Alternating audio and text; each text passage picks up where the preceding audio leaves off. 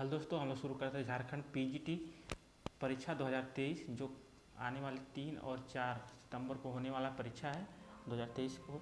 ठीक, तो उसका ये प्रैक्टिस सेट है भूगोल विषय का, प्रवक्ता का, पीजीटी का।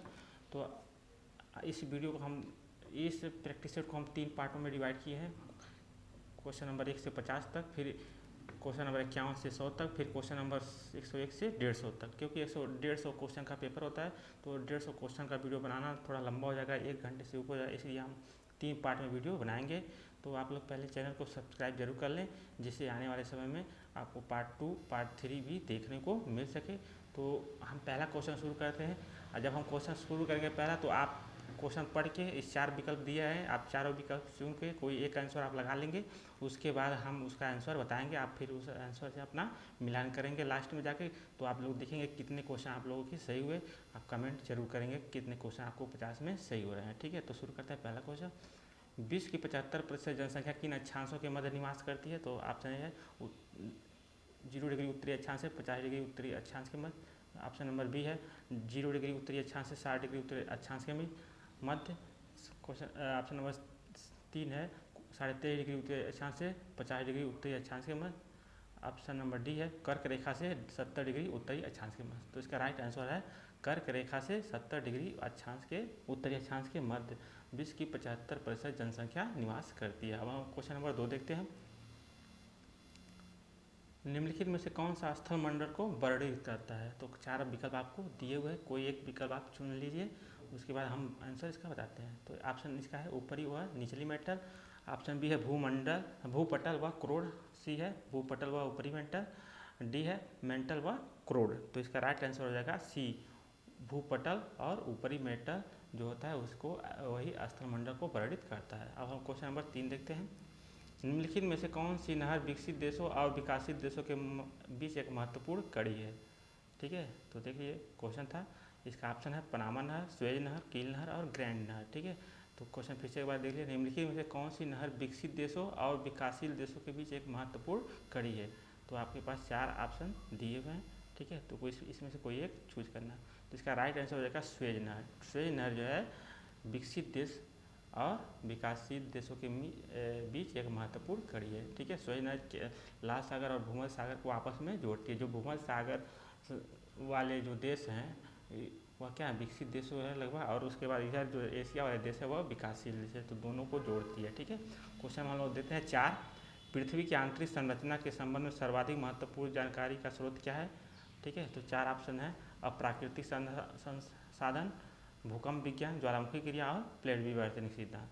तो पृथ्वी की आंतरिक संरचना के लिए सर्वाधिक महत्वपूर्ण जानकारी का स्रोत क्या है? वह है भूकंप विज्ञान। तो 4 का हो जाएगा बी। अब हम लोग क्वेश्चन नंबर 5 देखते हैं।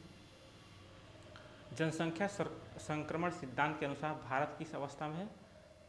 ठीक है, तो ऑप्शन ए है प्रथम, बी है द्वितीय, सी है तृतीय और डी है चतुर्थ। तो जनसंख्या संक्रमण सिद्धांत के अनुसार भारत द्वितीय अवस्था में है। ठीक है, द्वितीय अवस्था में क्या होता है? जन्म दर पे क्या होती है?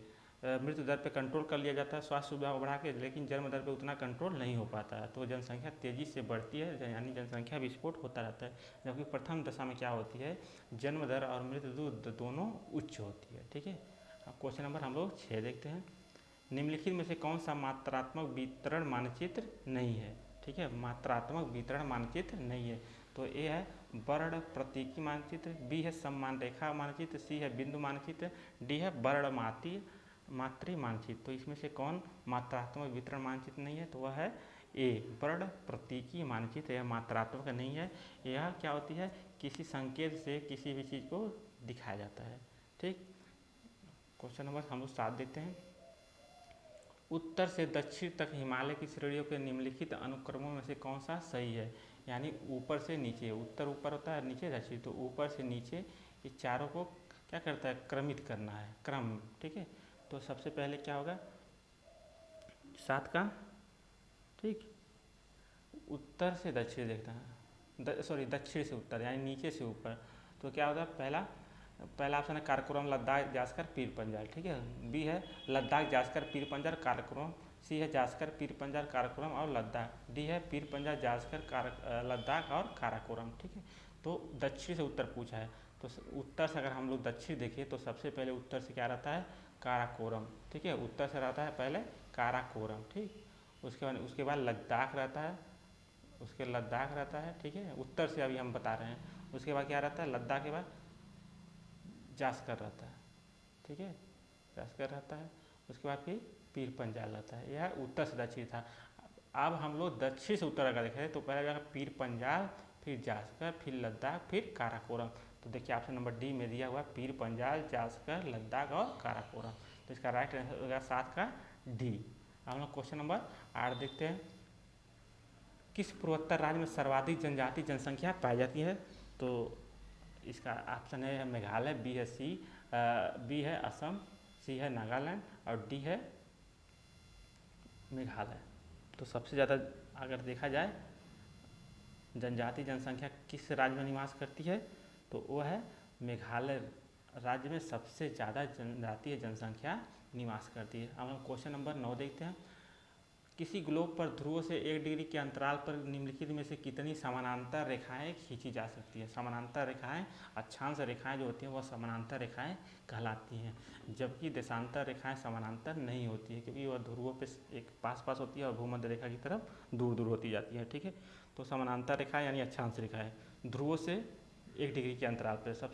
तो ये मान लीजिए ग्लोब है, ठीक है। अब ये इसको 0 डिग्री अक्षांश रेखा 2 भागों में बांट देती है, तो ये ऊपर उत्तरी ध्रुव और नीचे दक्षिणी ध्रुव। तो ध्रुवों से यानी ऊपर से 1-1 डिग्री के अंतराल पे कितनी अक्षांश रेखाएं खींची यानी समानांतर रेखाएं खींची जा रही है। तो इसका राइट आंसर हो जाएगा, आप लोग अपने अनुसार लगा लिया जो भी आप लोग समझ में आ रहा है। तो हम बताते हैं इसका राइट आंसर सी 179, क्योंकि जो उत्तरी ध्रुव है और दक्षिणी ध्रुव है वह एक रेखा ना होकर क्या हो जाती है, एक बिंदु हो जाती है, ठीक है। इसीलिए उसको हम लोग घटा देते हैं, तो 90 उधर और 90 इधर 180 हो जाएगा, ठीक है। और उसमें से 2 अगर घटा जाएंगे तो 178 हो जाएगा। फिर उसमें एक 0 डिग्री भी जोड़ देंगे तो 178 और प्लस 1 बराबर हो जाएगा 179, ठीक है। तो इसका राइट आंसर हो जाएगा 179। क्वेश्चन नंबर हम लोग देखते हैं 10। पृथ्वी पर एकमात्र वास्तविक रूप से अनवरत दाब कटिबंध है तो कौन है? यह है दक्षिणी गोलार्ध उपध्रुवीय निम्न वायुदाब की पट्टी, बी है उत्तरी गोलार्ध उपोष्ण उच्च वायुदाब की पेटी, सी है दक्षिणी गोलार्ध उपोष्ण उच्च वायुदाब की पेटी, डी है विषुवतरीय निम्न वायुदाब की पेटी। तो इसका राइट आंसर हो जाएगा दक्षिणी गोलार्ध उपध्रुवीय निम्न वायुदाब की पेटी जो है यह एकमात्र वास्तविक रूप से अनवरत दाब कटिबंध है, ठीक है। और बाकी सब क्या होते हैं, अनवरत नहीं होते, कुछ में उसमें विसंगतियाँ होती रहती हैं। क्वेश्चन नंबर 11 देते हैं। झारखंड किस भूभाग का हिस्सा है?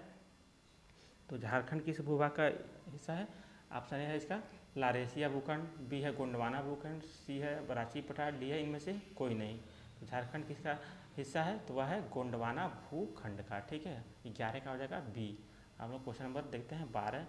अमानत नदी कहाँ से निकलती है? जो अमानत नदी है वह झारखंड की एक प्रमुख नदी है, वह कहाँ से निकलती है? तो 4 ऑप्शन है हजारीबाग, बी है पलामू, सी है रांची, डी है गोड्डा। तो कहाँ से निकलती है? ये निकलती है हजारीबाग से निकलती है अमानत नदी। तो 12 का हो जाएगा ए। क्वेश्चन नंबर हम लोग 13 देते हैं। यदि एक स्थान पर साढ़े 6 बजे ज्वार यानी प्रवाह आता है तो अगला ज्वार कब आएगा, ठीक है। तो किसी भी मान लीजिए एक स्थान है, एक स्थान यहाँ मान लीजिए सुबह अगर साढ़े 6 बजे ज्वार आता है, फिर यहीं कब फिर से ज्वार आएगा? तो जो भी ज्वार आते हैं कब आते हैं? 12 घंटा 26 मिनट के बाद ही आते हैं। तो देखते हैं ये है अगले दिन यानी 12:13 पे, ठीक है। फिर अगले दिन 12:39 पे, अगले दिन 6:26 पे, अगले दिन 6:52 पे। तो इसका राइट आंसर हो जाएगा अगले दिन 6:26 पर, क्योंकि 12 घंटा 26 मिनट के बाद ही अगला ज्वार आता है। तो इसका राइट आंसर हो जाएगा 13 का सी 6:26 पे, ठीक है। क्वेश्चन नंबर 24 देखते हैं। निम्नलिखित में से किसने भूगोल को जीव वितरण संबंधी विज्ञान के रूप में परिभाषित किया था? तो इसका 14 का हो जाएगा ये है टालमी, बी है अरिस्थोपेन, सी है कांट और डी है हेटनर। तो हेटनर जो थे तो भूगोल को जीव वितरण संबंधी विज्ञान के रूप में हेटनर ने परिभाषित किया था। तो इसका राइट आंसर होगा डी हेटनर, ठीक है। क्वेश्चन नंबर हम देते हैं 15। अपने पुछल्ले किनारों से दूर उष्ण वातावरण में मेघ प्रकारों का सही अनुक्रम क्या है बताना है, ठीक है। मान लीजिए कोई ये उष्ण वाताग्र बना है, ठीक है, मान लीजिए उष्ण वाताग्र बना है, तो कह रहा है सही अनुक्रम यानी नीचे से ऊपर की तरफ सही अनुक्रम जो बादल बनेंगे किस प्रकार के होंगे, ठीक है। तो मान लेते हैं नीचे वाला भाग है, ये नीचे वाला, फिर ये सबसे ऊपर वाला भाग है। तो पूछ रहा है अपने पुछल्ले यानी निचले से दूर उष्ण वाताग्र में मेघों का प्रकार का सही अनुक्रम पहचानना है। तो ये है ऑप्शन मध्य स्तरीय मध्य स्तरीय, वर्षा स्तरीय, पश्चाभ और पश्चाभ स्तरीय। जबकि बी है पश्चाभ स्तरीय, वर्षा स्तरीय, मध्य स्तरीय और पश्चाभ। सी है पश्चाभ, वर्षा स्तरीय, मध्य स्तरीय और पश्चाभ स्तरीय। डी है वर्षा स्तरीय, मध्य स्तरीय, उसके बाद पश्चाभ स्तरीय और पश्चाभ मेघ। तो इसका राइट आंसर हो जाएगा डी। सबसे पहले वर्षा स्तरीय मेघ यहाँ पे पाए जाएंगे, ठीक है, उसके बाद मध्य स्तरीय, फिर उसके बाद पश्चाभ स्तरीय, ठीक है, उसके बाद लास्ट में पश्चाभ मेघ, ठीक। तो नीचे से ऊपर तो वर्षा स्तरीय, मध्य स्तरीय, पश्चाभ और पश्चाभ, ठीक है, पश्चाभ स्तरीय और पश्चाभ। क्वेश्चन नंबर 16 देखते हैं। झारखंड की सबसे लंबी सीमा रेखा किस राज्य के साथ लगी हुई है? तो झारखंड की जो सबसे लंबी सीमा रेखा है वह बिहार राज्य के से लगी हुई है, ठीक है। क्वेश्चन नंबर 16 का सी। अब आप लोग देख लेंगे सबसे कम सीमा किस राज्य से लगी हुई है झारखंड की। क्वेश्चन नंबर 17, छोटा नागपुर का पठार प्रायद्वीपीय पठार के किस भाग में स्थित है? तो जो छोटा नागपुर पठार है, मान लीजिए छोटा नागपुर पठार है, ठीक है, वह प्रायद्वीपीय पठार के किस भूभाग में स्थित है? तो आपको देखना है, ए है दक्षिण पश्चिम भाग में, बी है उत्तर पश्चिम भाग में, सी है उत्तर पूर्व भाग में, डी है दक्षिण पूर्व भाग में।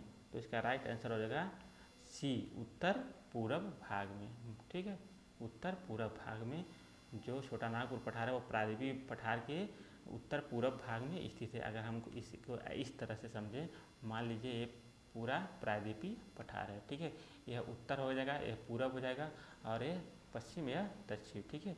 तो यहाँ पे छोटा नागपुर पठार है यहाँ पे, तो यह पूरब हो गया और यह उत्तर, तो उत्तर पूरब इसका राइट आंसर हो जाएगा। अब हम लोग क्वेश्चन नंबर 18 देखते हैं। निम्न उद्योगों में से कौन सा भारी इंजीनियरिंग उद्योग कहलाता है? ए है हैवी इलेक्ट्रिकल, बी है शीशा उद्योग, सी है लौह इस्पात उद्योग, डी है हैवी मशीनरी उद्योग। तो इसका राइट आंसर हो जाएगा डी, हैवी मशीनरी उद्योग को कहते हैं भारी इंजीनियरिंग उद्योग, क्योंकि यहाँ पे सबसे ज़्यादा जो कच्चे माल हैं यहाँ पे इसका उपयोग होता है, ठीक है। क्वेश्चन नंबर 19 देखिए, सूची 1 है, सूची 2 के साथ सुमेलित करना है और दिए गए कूट के अनुसार सही उत्तर को पहचानना है, ठीक। तो विद्वान दिया हुआ है और विश्व युक्ति विचार दिया हुआ है। तो यहाँ पे विद्वान है सेवर्स्की है, मैकिंडर है, स्पाइकमैन है, महान है। यहाँ पे जो विचार उनके हैं समुद्र शक्ति, रिमलैंड हवाई शक्ति और थल शक्ति, तो मिलाना है, ठीक है। तो सेवर्स्की क्या दिए थे? हवाई शक्ति, ठीक है, सेवर्स्की हवाई, मैकिंडर थल शक्ति दिए थे, ठीक है, महान जो थे समुद्र शक्ति दिए थे, जब स्पाइकमैन दिए थे रिमलैंड। तो आपको मिलाना है, तो देखते हैं कूट के अनुसार, ठीक है। ए का पहला का सी, तो पहला का सी कहाँ है? पहला का सी, देखिए यहाँ पे बी में दिया हुआ है पहला का सी, और बाकी किसी में पहला का सी नहीं दिया हुआ है, तो इसका राइट आंसर होगा बी, ठीक है, बी इसका राइट आंसर हो जाएगा। पहला का सी और दूसरा का डी, मैकिंडर थल शक्ति। देखिए दूसरा का डी, इसमें पहला का सी दूसरा का डी दिया हुआ है। अब क्वेश्चन नंबर हम लोग बी देखते हैं। भूगोल के ह्यूमनिस्ट स्कूल की स्थापना किसने किया था? भूगोल के ह्यूमनिस्टिक स्कूल की स्थापना किसने किया था? तो बालपाट, विलियम किर्क, डेविड हार्वे और टुआन, ठीक है। तो कौन दिया था?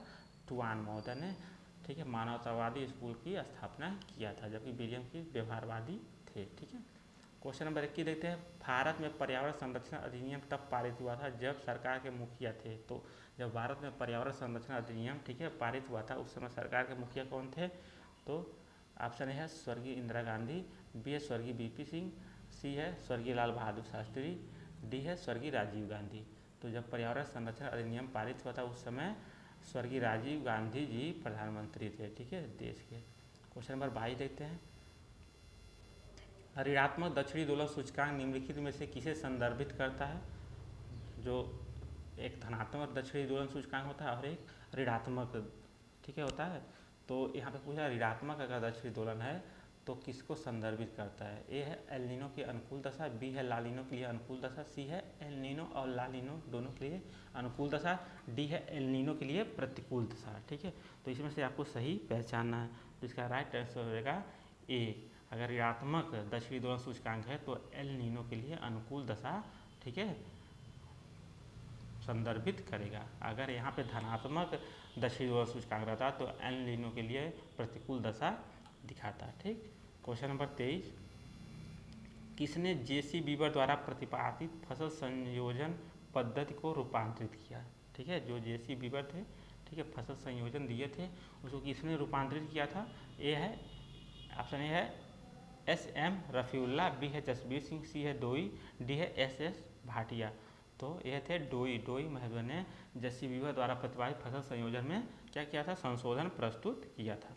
क्वेश्चन नंबर 24, भारत के योजना आयोग की स्थापना किस वर्ष की गई थी? भारत के योजना आयोग की स्थापना किस वर्ष की गई थी? तो ए है 1947, बी है 1950, सी है 1952, डी है, यहाँ पे डी हो जाएगा, डी है 1960।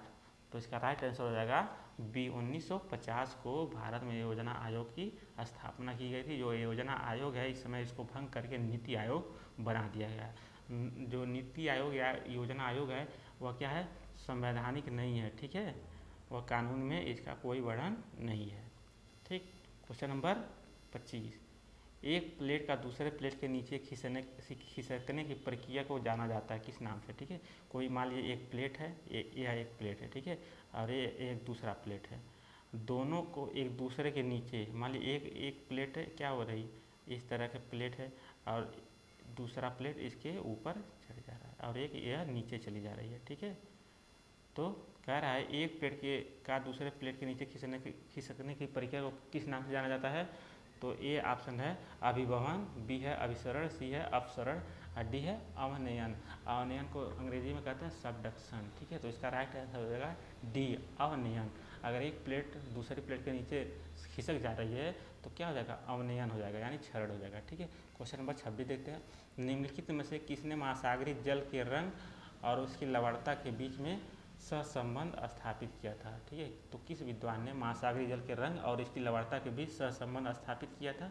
तो ए ऑप्शन है इब्न बतूता, बी है इब्न सीना, सी है अल मसूदी, डी है इब्न खालदून। तो इसका राइट आंसर हो जाएगा सी, अल मसूदी। ठीक है, अल मसूदी, इन्होंने महासागरीय जल के रंग और उसकी लवणता के बीच सहसंबंध स्थापित किया था। क्वेश्चन नंबर हम देते हैं 27, निम्नलिखित में से कौन सा क्षेत्र दामोदर घाटी क्षेत्र का हिस्सा नहीं है? ठीक है, तो ए है पश्चिम बंगाल का डेल्टा, बी है पद्मा नदी का डेल्टा, सी है छोटा नागपुर पठार, डी है पलामू का पठार। तो दामोदर घाटी क्षेत्र का हिस्सा कौन नहीं है? तो ये है पद्मा नदी का डेल्टा दामोदर घाटी का क्षेत्र नहीं है, बाकी सभी दामोदर घाटी का क्षेत्र है। ठीक है, क्वेश्चन नंबर हम लोग 28, आप लोग अपने अनुसार इसका आंसर लगाते रहिए और देखिए 50 क्वेश्चन में आपका कितने क्वेश्चन सही हो रहे हैं। ठीक है, आप कमेंट जरूर कीजिएगा। वेबर ने अपने औद्योगिक सिद्धांत में निम्नलिखित में से कौन में से किसे नहीं माना था? ठीक है, किसे नहीं माना था? वेबर ने जो औद्योगिक सिद्धांत दिया था इनमें से किसको नहीं माना था? ठीक है, तो ए है सम्मोहन आर्थिक व्यवस्था में परिवहन और श्रम लागत बढ़ाती है, बी है श्रम असीमित रूप से उपलब्ध होता है, सी है सस्ते श्रम आपूर्ति के कारण उच्च परिवहन लागत वाले स्थान भी आकर्षक हो सकते हैं, डी है परिवहन लागत किसी भी दिशा में दूरी और वजन के अनुरूप एक समान होती है। तो यह जो था ए, क्वेश्चन नंबर 28 का ए जो है यही सही है।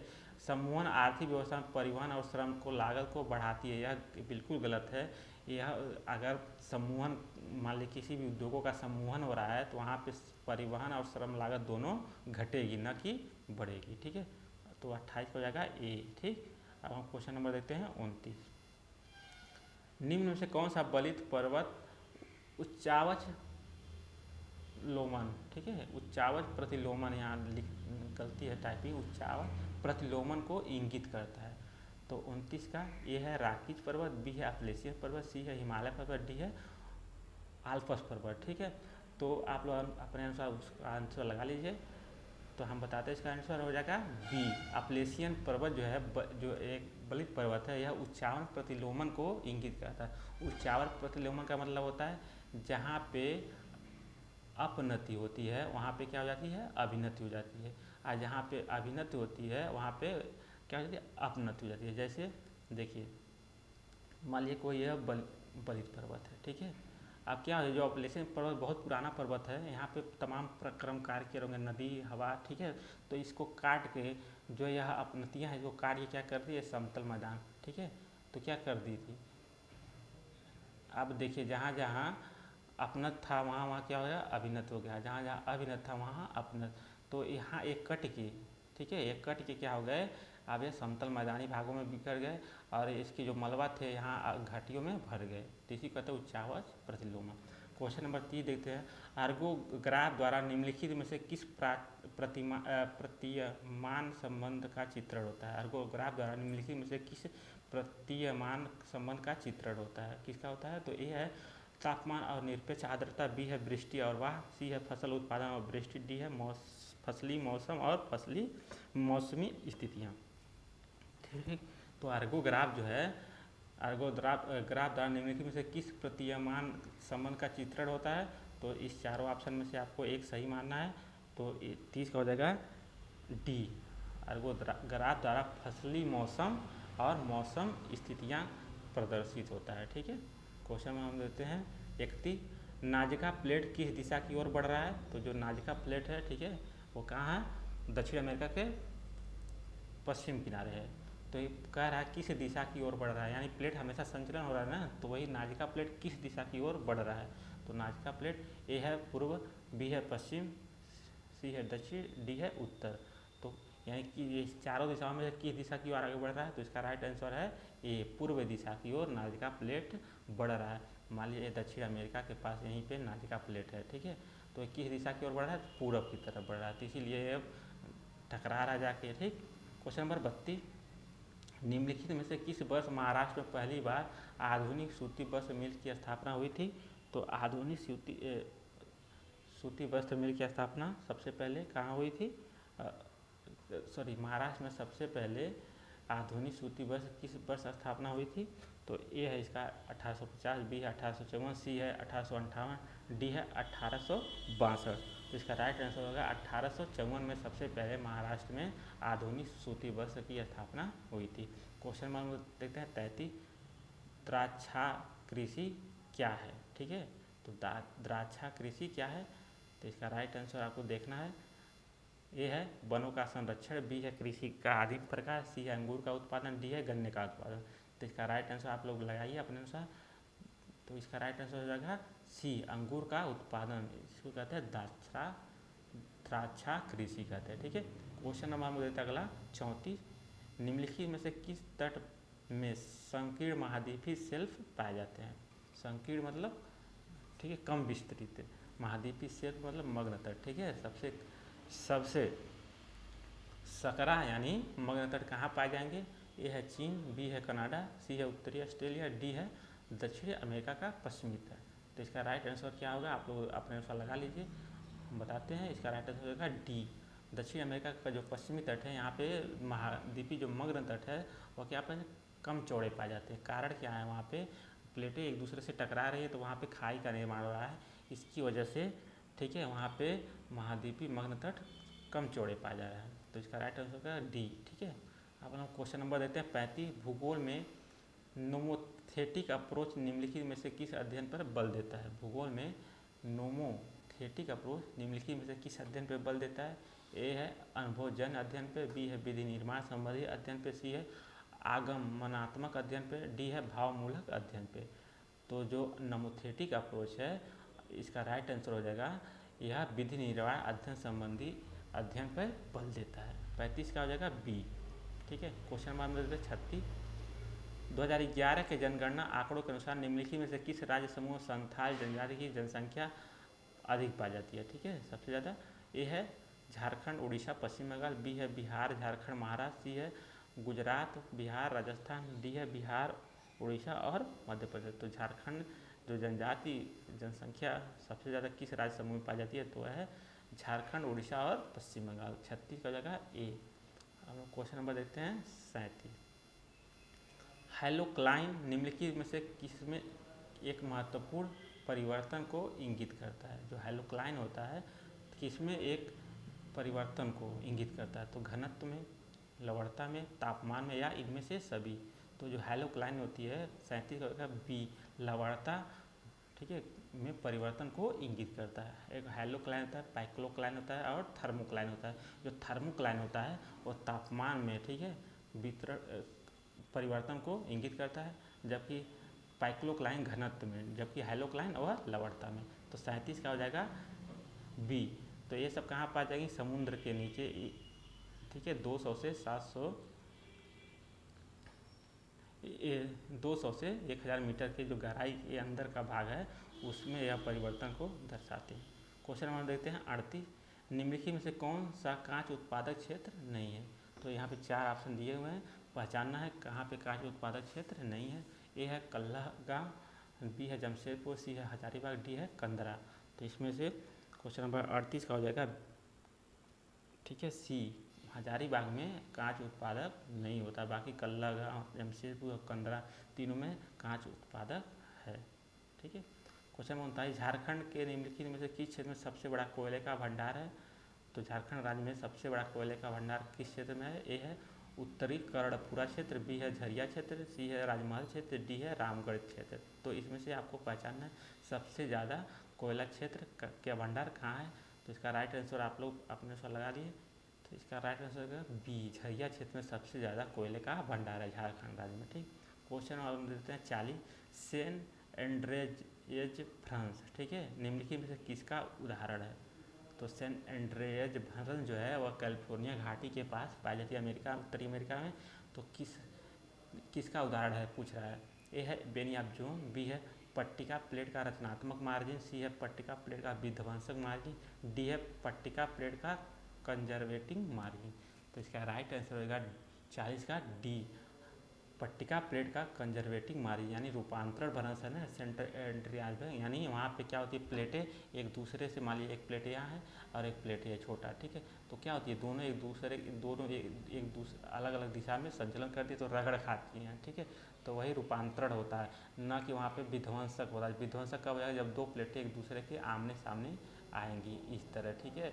और रचनात्मक कब होगा? जब दो प्लेटें एक दूसरे से दूर जाएंगी, यानी इस तरह, ठीक है। तो यहाँ पे केवल रगड़ खा रही हैं, तो यह हो जाएगा डी, पट्टिका प्लेट का कंजर्वेटिव मार्जिन। कंजर्वेटिव मतलब रूपांतरण, ठीक है। Question number 41। सतत विकास लक्ष्य में कितने उद्देश्य और गोल यानी टारगेट शामिल हैं? जो सतत विकास अपनाया गया था, ठीक है, तो उसमें कितने गोल और लक्ष्य थे? तो ए है 17 उद्देश्य और 152 लक्ष्य, 17, बी है 17 उद्देश्य 169 लक्ष्य, सी है 17 उद्देश्य और 159 लक्ष्य, डी है 17 उद्देश्य और 196 लक्ष्य। तो इसका राइट आंसर हो जाएगा 17 उद्देश्य और 169 लक्ष्य, यानी बी, 41 का बी। ठीक। अब क्वेश्चन नंबर 42। निम्नलिखित में से कौन सा एक गणितीय वक्र है जो किसी दिए गए वितरण हेतु विचरण की दृश्य सीमा को दर्शाता है? ठीक है, कौन सा एक गणितीय वक्र है जो दिए गए वितरण हेतु विचलन की दृश्य सीमा को दर्शाता है? तो ए है लॉजिस्टिक कर्व, बी है लेस देन ओगियो कर्व, सी है ग्रेटर देन ओगियो कर्व, डी है लारेंज कर्व। तो इसका राइट आंसर हो जाएगा लारेंज कर्व। यह वितरण हेतु विचलन की दृश्य सीमा को दर्शाता है, ठीक है। Question number 43। यदि किसी वलय में दोनों किनारे समानांतर होने के साथ एक दूसरे के क्षैतिज भी हो तो यह किस प्रकार के वलय का उदाहरण है? ठीक है। Question number 43। यदि किसी वलय में दोनों किनारे समानांतर होने के साथ एक दूसरे के क्षैतिज भी हो तो यह किस प्रकार के वलन के उदाहरण है? तो यह ए है सममित, बी है श्यान, सी है विवृत, डी है समवृत्त। तो इसका राइट आंसर होगा श्यान वलन, ठीक है। मान लीजिए ऐसे वलन होता है, यहाँ चट्टानें मुड़ जाती हैं, तो क्या होती है, यानी दोनों भुजाएं ऐसे इस तरह हो जाती हैं, ठीक है, इस तरह हो जाती हैं, यानी एक भुजा के ऊपर दूसरी भुजा एकदम से चढ़ जाती है क्षैतिज अवस्था में, इसी को कहते हैं श्यान वलन। हम लोग क्वेश्चन नंबर 44। निम्नलिखित में कौन सा देश पेरिस समझौते से अपना पैर पीछे खींचना चाहता है? तो जो पेरिस में समझौता अभी हाल ही में हुआ था उसमें से कौन सा देश अब क्या करता है, अब पीछे हटना चाहता है? तो ए है नीदरलैंड, बी है चीन, सी है अमेरिका, डी है भारत। तो इसका राइट आंसर हो जाएगा सी, अमेरिका जो है पेरिस समझौते से पीछे हटना चाहता है। Question number 45। भारत की राष्ट्रीय जनसंख्या नीति के अनुसार जनसंख्या स्थिरता की स्थिति प्राप्त करने का लक्ष्य बस निम्न में से क्या है?